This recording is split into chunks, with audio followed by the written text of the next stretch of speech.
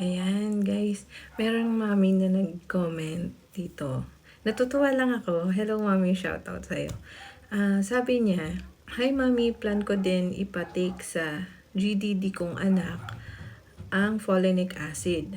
I didn't know na need pala gluten-free ang foods to intake. Buti, napanood ko to. Meron dito sa TikTok nagsasell ng leucovorin tablets. Just search it. Medyo pricey din kasi from US pa.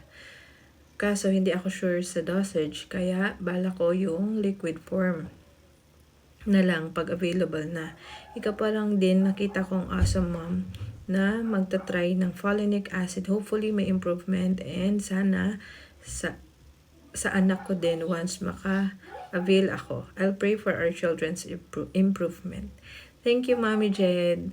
Ayan, thank you na tutulungan mo rin ako mag-pray. I'll pray for you also. And of course, sa ibang mommies na may kids na ganito. Ayan. Unang-una guys, disclaimer lang ha. Ito, sinishare lang namin itong mga bagay nito through our experience. Hindi naman tayo syempre professional na para magsabi kung ano yung dapat ipatake nila sa anak nila porque pinapatake natin. So, itong mga sinishare natin dito through our experience lang din. And ako, as I've always say, na gusto ko tong i-look back one day na yung before and after ba, yung ganun.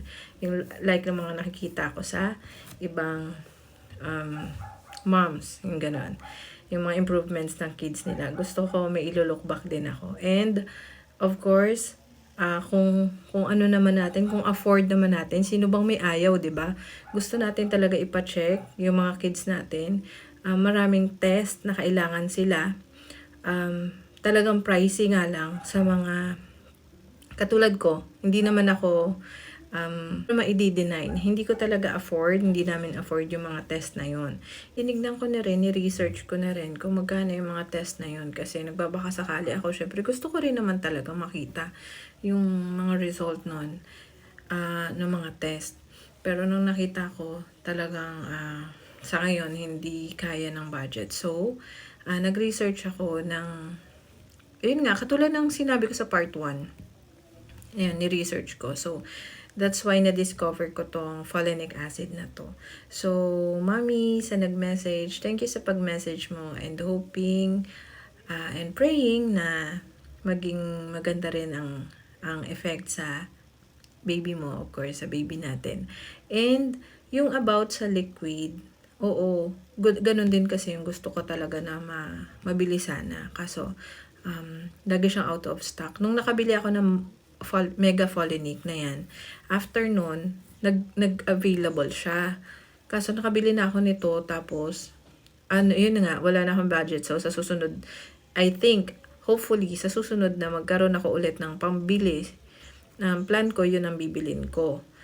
Pero, ayun nga, lagi siyang out of stock. So, mami, dun sa advice mo na may nakita kang mga nagbebenta ng leucovorin tablet dito sa TikTok. Wala pa ako nakikita pero kung may nakita ka, basta sure lang tayo na legit yun. Yun lang talaga habol ko kasi syempre papainom natin to sa mga anak natin. Dapat sigurado tayong hindi fake. Hindi ko naman alam kung may fake or wala. Pero syempre, yun lang. Dapat aware tayo, diba? Kasi papatake. Ayan, sana maka-avail ka, mami. And